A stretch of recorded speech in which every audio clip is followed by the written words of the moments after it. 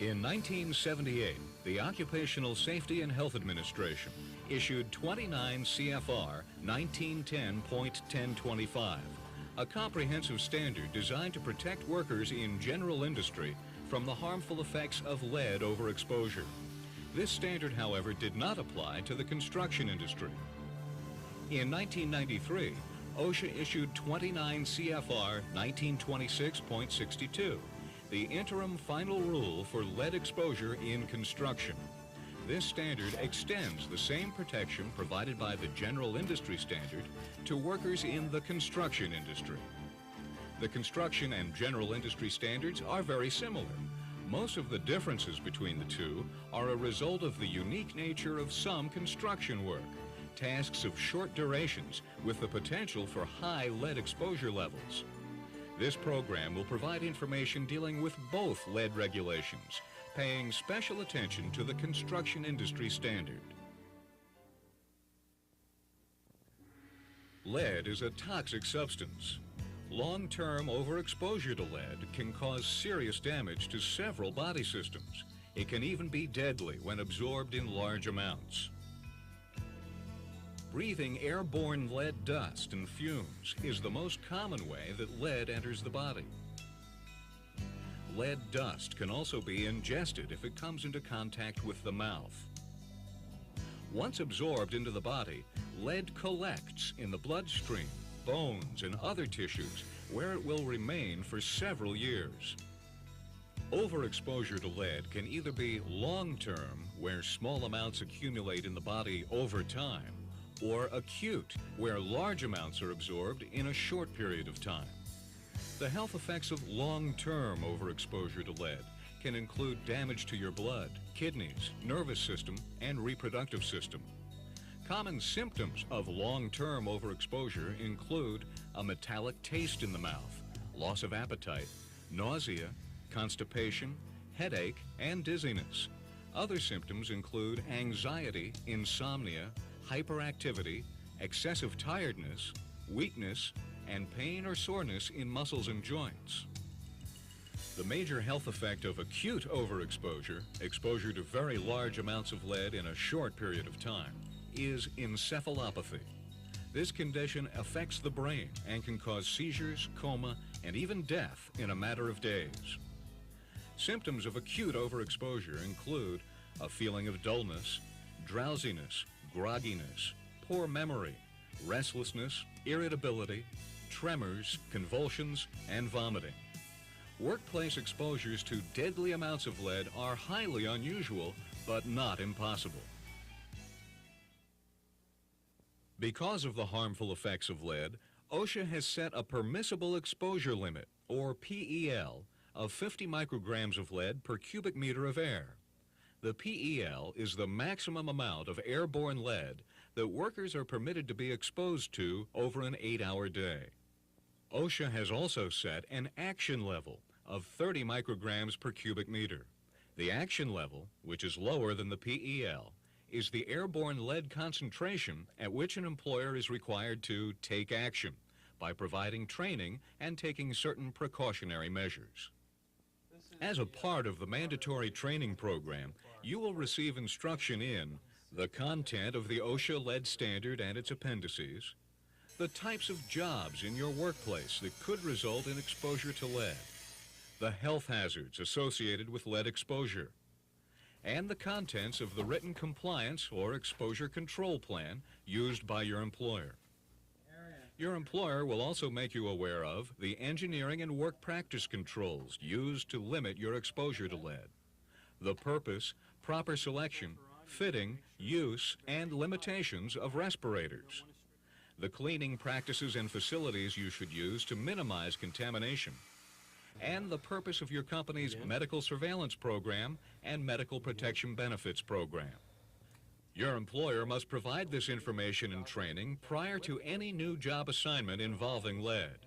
All training materials and information will be made available to you upon request at any time. OSHA has set procedures for employers to assess the exposure risks to workers and measure the airborne lead concentrations in the workplace. Anytime you begin a new operation or task, your employer must determine if you could be exposed to lead at or above the action level. This exposure assessment is usually based on previous air monitoring results or accepted industry standards. If it is determined that you could be exposed to lead at or above the action level, then your employer will conduct what is known as initial air monitoring. Air samples will be collected from your work area over a full 8-hour work shift. These samples will be tested to determine the airborne lead concentration. As we said, in the construction industry, some tasks are very short in duration, with the potential for exposure to high concentrations of airborne lead. Unless properly protected, workers could easily be exposed to damaging lead levels before the results of the air monitoring tests come back from the lab. For this reason, the construction industry standard requires employers to provide workers with protection during this determination period. This comes in the form of protective clothing, respirators, and other personal protective equipment. To assure that the appropriate amount of protection is provided, OSHA has divided all construction tasks into 3 categories based on their potential airborne lead concentrations. Each category has different respirator requirements. In the first category are tasks in which workers have the potential to be exposed to up to 10 times the permissible exposure limit, or PEL. Where lead-based paint is present, these include manual demolition, manual scraping, manual sanding, heat gun applications, and paint removal with power tools that have dust collection systems. Included in the second category are those tasks that have potential for airborne lead concentrations up to 50 times the PEL, such as rivet busting, removing paint with power tools without dust collection systems, moving abrasive blasting enclosures, and cleanup activities. Also included are lead burning and the use of mortar containing lead. The third category contains those tasks where airborne lead concentrations can exceed 50 times the PEL. These include abrasive blasting, welding, cutting, and torch burning. In any of these situations, your employer will provide you with the appropriate personal protective equipment for the work you will be doing. These categories are only meant to be used to determine worker protection while waiting for the results of initial air monitoring. When the results become available, your employer may change the amount of protection accordingly. If the results of initial air monitoring show that the airborne lead concentration is below the action level, 30 micrograms per cubic meter, then the employer does not need to collect air samples again, unless there's a change of equipment, process, or personnel that might affect the airborne lead concentration. If monitoring shows that the airborne lead concentration is at or above the action level, then additional air monitoring is required. This will be conducted at different intervals depending on how high the concentration is. If the results of air monitoring show concentrations below the permissible exposure limit, 50 micrograms per cubic meter, then the use of respirators and other personal protective equipment being used may be discontinued. However, many companies continue to use them for added safety. If the airborne lead concentration is above the permissible exposure limit, then the employer must implement the exposure controls required by the standard to limit worker exposure to below the PEL. Your employer must inform you in writing of the results of the air monitoring of your workplace within 5 days. If your work area has an airborne lead concentration greater than the PEL, then your employer must include a description of the actions being taken to limit your exposure to below the permissible exposure limit. Both the general industry and construction standards require each employer to establish and implement a written compliance program before beginning any job involving lead. This written exposure control plan must include detailed descriptions of all work activities involving lead, records of air monitoring data, and the compliance methods to be used to limit employee exposure, such as engineering controls, work practice controls, administrative controls, and respiratory protection. Employers are required to utilize engineering and work practice controls as a first step in their efforts to reduce the airborne lead concentration to or below the permissible exposure limit. Engineering controls include mechanical ventilation with enclosure or containment systems and local exhaust ventilation systems. Work practice controls include processes like wetting paint before scraping to reduce the amount of lead that becomes airborne. Vacuum cleaners with high-efficiency particulate filters, usually called HEPA vacuums, are often used to keep work areas free of excess lead dust.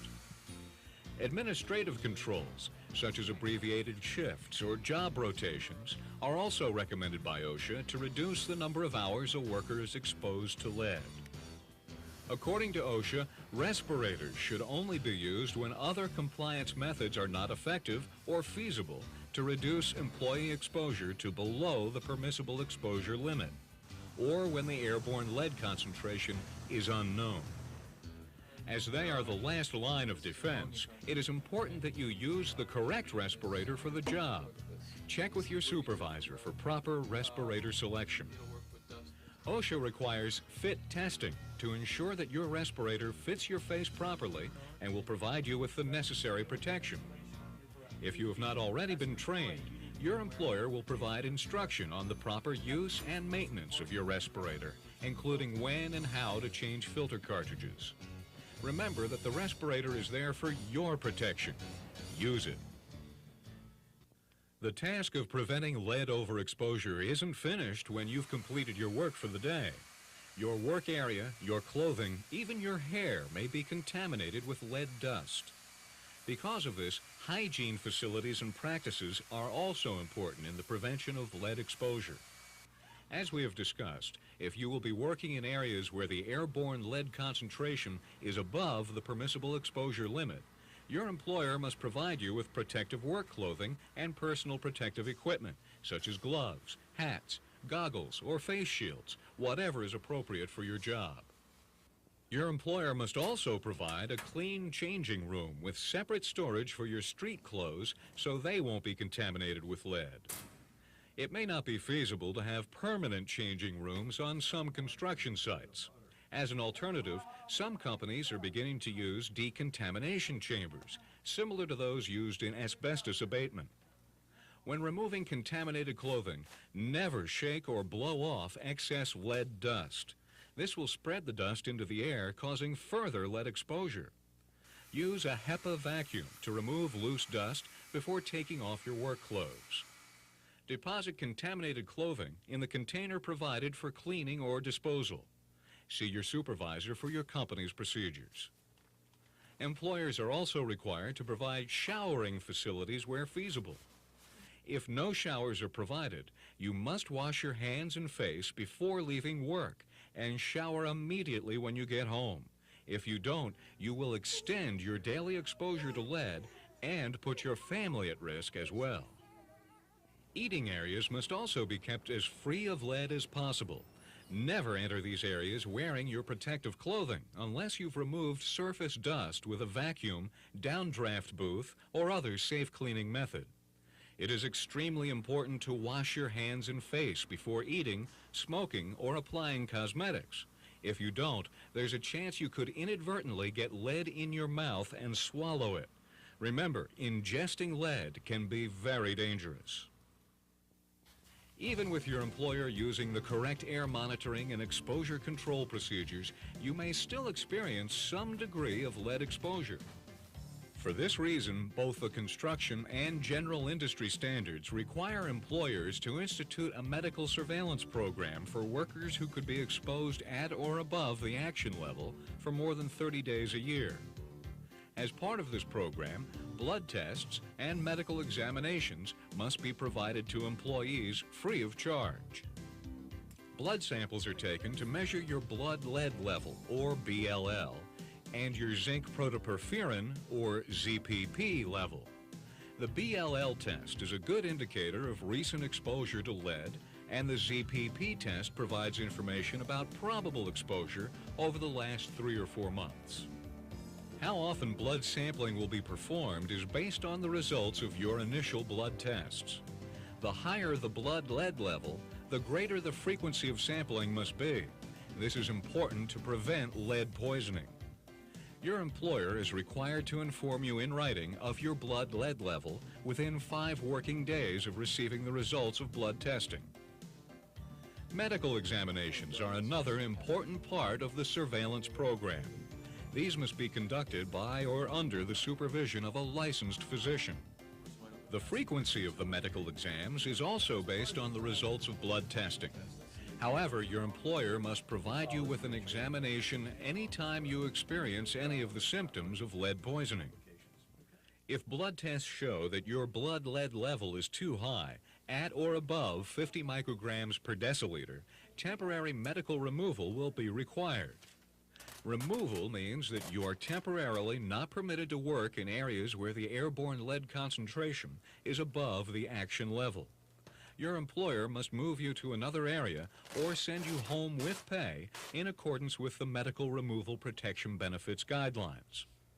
The purpose of temporary medical removal is to give your body time to reduce the amount of lead you have absorbed.